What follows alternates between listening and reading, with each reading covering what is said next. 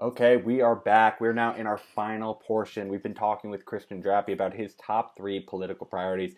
So far, we've been going through some open source technology to really help leverage free speech and privacy, as well as ranked choice voting to help make sure that we have a more representative democracy. Now we're on to his final subject, which is legalizing sex work and being able to provide a subsidy for that. Christian, do you mind giving a little bit more clarity of what you want to see happen with the sex work industry? Yeah, totally. So I think that I have two sub agendas in this main agenda. I think one is making sex work legal kind of everywhere, not even decriminalized. Just I think it should just be a job that is treated as a fully respected job. And I think the second part is encouraging basically like universal basic income. I think we should basically have some sort of universal basic like sex work, or I think not just that, but I think it'd be universal basic therapy, and I think we would drastically generalize what we talk about when we mean therapy to include sex, right? And I think that that's going to be the main thing to get people to kind of come around to. But I think that people do kind of agree.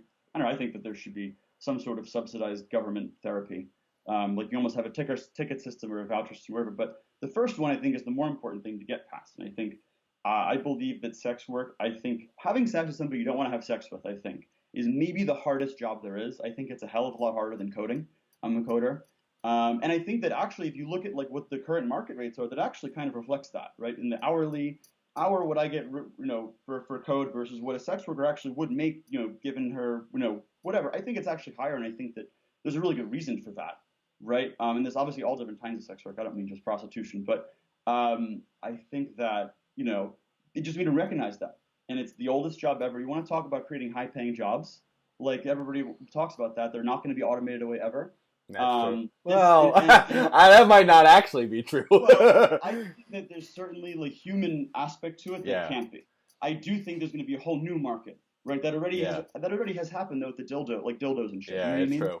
So like, I still think the human there's a certain like, as most of sex work is really not just the fucking aspect. It's not It's the about human that. It's connection. really about this like psychological Hmm. experience. And by the way, I've actually never seen a prostitute, but I've done some research on this topic because I believe that it's super important for like social cohesion as a whole, especially the way that technology is transforming the way that we interact and meet people, and the way that, and overall, I think we talk a lot about redistribution of wealth because money right now is a fundamental resource that we need for I guess, our psyche. But I think also like these type of needs as well, like not just mental health and services, but literally sex itself, and those type of that type of base layer human stuff is just as important as talking the inequality in that quantity. I think is just as important to talk about as in inequality in wealth, basically, Mm. um, which is really edgy, and no one ever talks about this. Obviously, this is why we're not Yeah, talking no, I last. mean, I strongly agree with your first supposition that it should be legal. I have no problems whatsoever with that idea. I think it makes sense on a criminal justice level so that both clientele as well as the person providing the sex uh, can be feel like they're safe and they can report out. It provides more testing to the area so that both people feel trusting that nothing wrong is happening. It is a job, and so we should probably try and bring it out of the shadows so that there's less gang violence that's associated with the subject. I think in general, it makes no sense that you can document it on film and sell it, and if you don't document it on film, now it's illegal. Like Yeah, that's that's nuts to me. I do have some reservations though about the idea of a subsidy, and I think fundamentally I hear the psychological argument for it, but I don't know if that's something that should be guaranteed. I don't know if that's something that we should say you shouldn't be looking to go demand because it's very against like biological nature. You don't have any other creature that says, okay, we're offering sex for free. There's always been this competition, the survival of the fittest. And you're also breaking down traditional bonds like potentially marriage. If you have a marriage and you know that you're both guaranteed sex subsidies if you want them, yeah. don't you have some worries about maybe what that does to like monogamous relationships? I I totally agree that it should be legal and anyone who wants to do it should do it. But do you think it's something we should be encouraging? So yes, and for a lot of the reasons you actually mentioned. So first of all, I guess a lot to unpack there. You mentioned like three different threads I want to Yeah, go yeah. down. It's almost going to be impossible. But one quick on the monogamy. I do think that in general we should structure society to encourage more monogamy than not. Okay. However, I think that lapped into this program would be like, hey, if you're just a healthy person in a relationship and you just want to use your sex subsidy to take your wife or husband or whoever out to dinner, that's also fine. Like if like you can use it that way. If you don't want to use it for the full, getting blowjobs or whatever, right? Like, with the second thread I want to go into. There's so many of these. It's like there's always been a competition for sex. I think there's always been a competition for all resources, and we're totally down with free money. So like why like I think that But is sex a resource? it's not a resource, but I'm saying that there are other resources we've got on board with they should be rights. Like for example, a lot of people talk about healthcare should be a human right. Like Sure. I'm on the other end saying, hey, I think that there's almost no such thing as a human right. Like I don't think that humans are even entitled to being in a society, but we happen to have one, which is awesome. So let's like keep on fighting for more things that are just inherited from before, right? Without even branding them as rights. It's just like thank you for our previous generation for getting this stuff for us. Let's keep on getting more stuff for new people, including. So I think free money is on this with UBI. I think that and I think the main kind of reason I want to get to this universal sex guarantee is that there's a lot of people in the country. First of all, let's talk about all mass shootings that pretty much have happened on the news in the last 10 years. Let's talk about, my friend Bloomberg might talk about Xerox machines, right? And if you want to Xerox the person who's doing all like mass crazy news mass shootings, right? It's almost all undersexed men between white, mostly white dudes, but there's been some non-white dudes, undersexed young men. Besides the Las Vegas guy, which is a different thing, I think. But I can't remember any other scenario that doesn't fit this profile. This goes kind of all the way back to Columbine. You never hear one of these guys shooting up people. You usually don't. You don't hear their girlfriend come out and say, "Oh, I loved him so much. He was an amazing guy," right? And it's kind of dual. I don't know.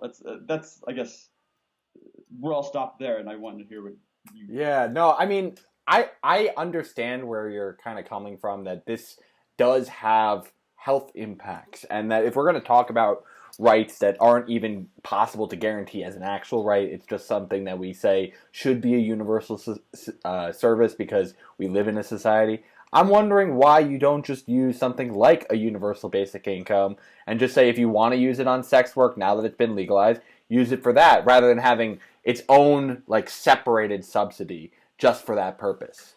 Hey, I'm totally open to that, I guess.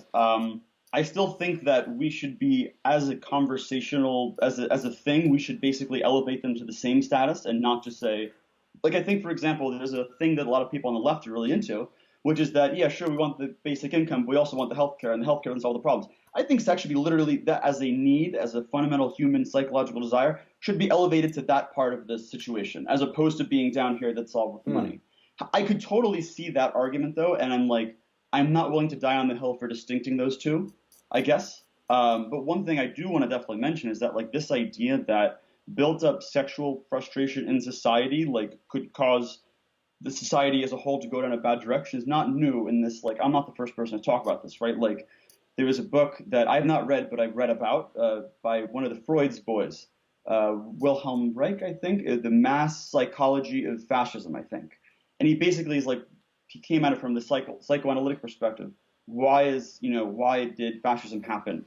He was a social democracy guy himself, but he was like, I want to figure out why that movement won in Germany and not mine, right? And he basically concluded that the amount of sexual repression under under Germany as a whole was basically just like this engine that was just kind of always suppressed, but the valve for that ended up being authoritarianism, right? There was a culture of that being the system, and I think something like a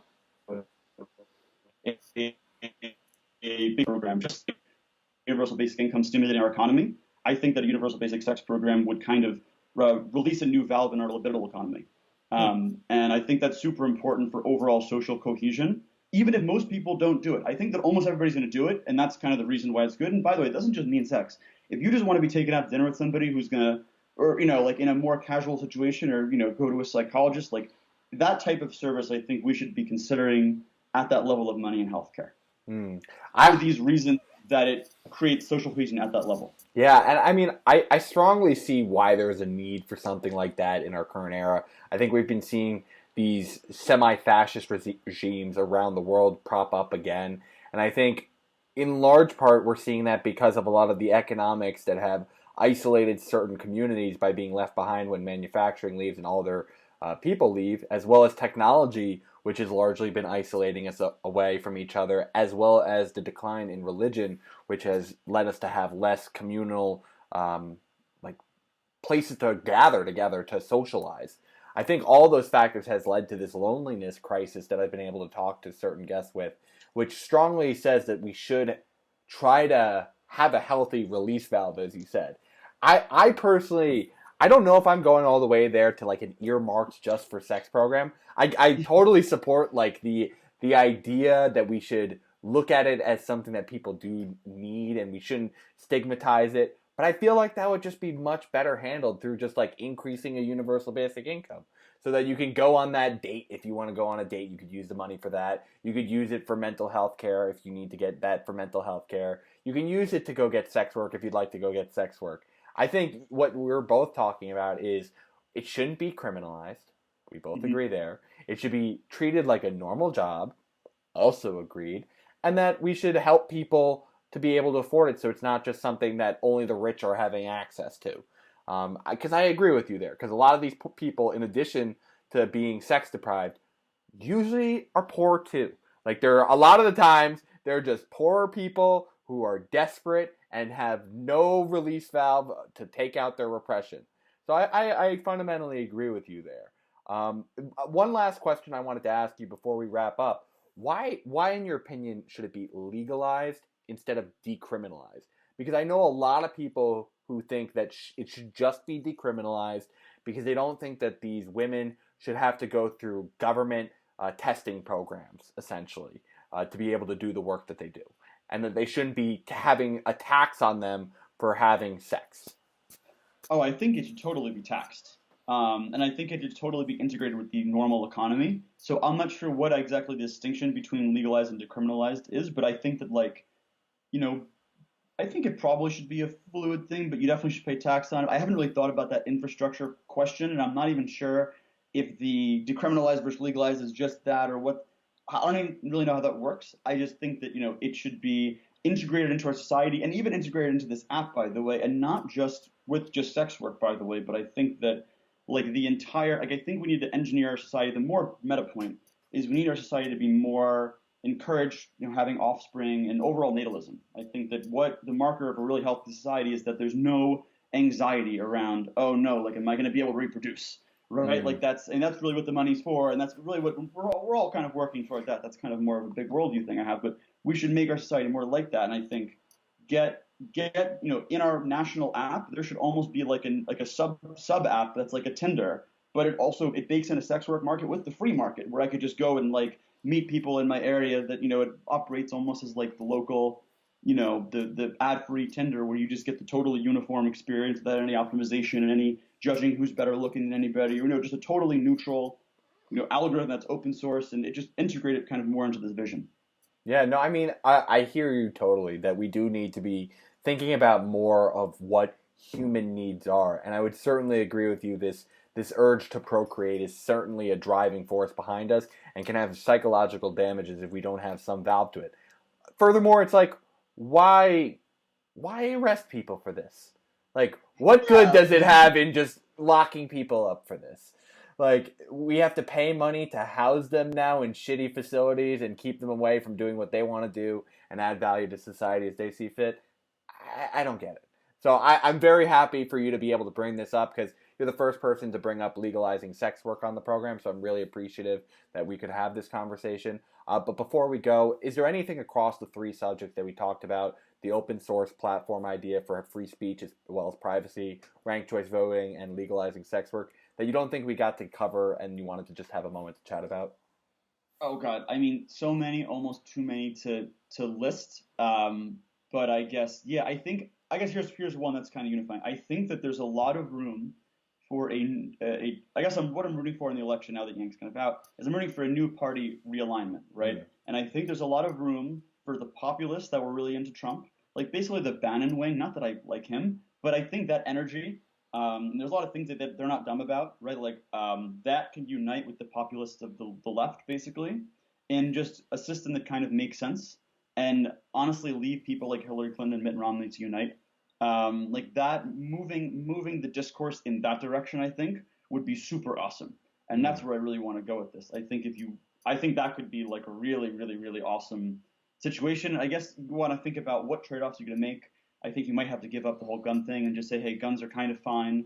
Let's tackle it from another angle. We're not going to get rid of your guns, or maybe we'll only do minimal stuff with guns. But then in negotiation, you got to care about climate, and we'll do climate jobs. So basically, engaging in this type of trade-off to kind of get somewhere where it's like, hey, we're doing better than we used to in climate. They still have their guns, but they're being nice about. Yeah. And like you can't go and shoot up Congress people. Like all kind of reach some kind of agreement, because I think all of the energy in the country is between either Bernie or Trump.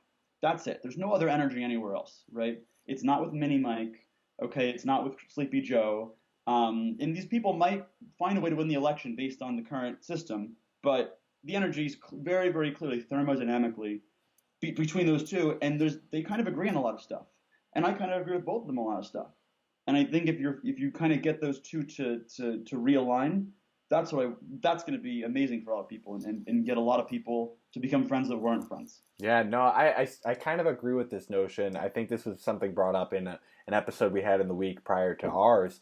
This was brought up by Cameron Mian, that we really need to, if you're a Democrat right now, especially the Bernie wing of the party that kind of has the main power of momentum, you have to make the choice. Are you going to align with the liberals and continue going with like the Clinton wing of the party, trying to unite the Democratic Party, or are you going to go through this realignment and embrace the populist right?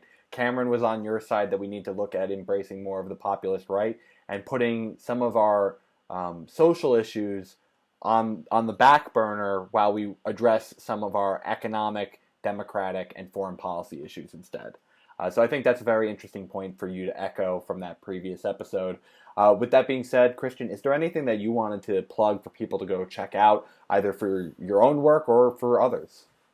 No, I mean, not really. I tweet, but I'm not even that good at it. I'm more just there to kind of follow. And so, yeah, I mean, I just want to thank you for having me on. I'm not really a plugging myself guy. Like, I kind of just like to, stay kind of low key. I got to focus on my own stuff too much. And I want to kind of more operate a little silently, I guess, or just more like, I don't know, I just don't have any interest in media besides doing stuff that's cool like this, you know what I mean?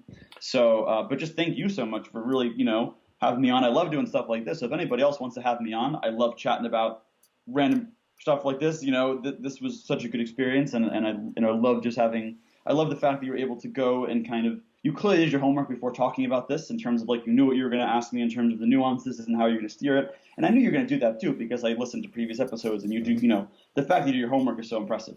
Well, that I think is a huge strength of you. Well, thank you so much for that, Christian. I really enjoyed having you on today. And I think I will certainly want to have you on again, and I encourage anyone else that listens and has a platform, have him on. It was a great conversation that we got to have today.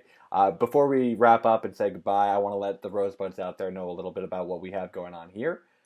Always check out the cheat sheet. That basically tells you everything that we got going on here. But if you want to be like Christian and sign up to have an interview like this, talk about your top priorities, we're going to have the sign-up sheet down below for you to be able to join us.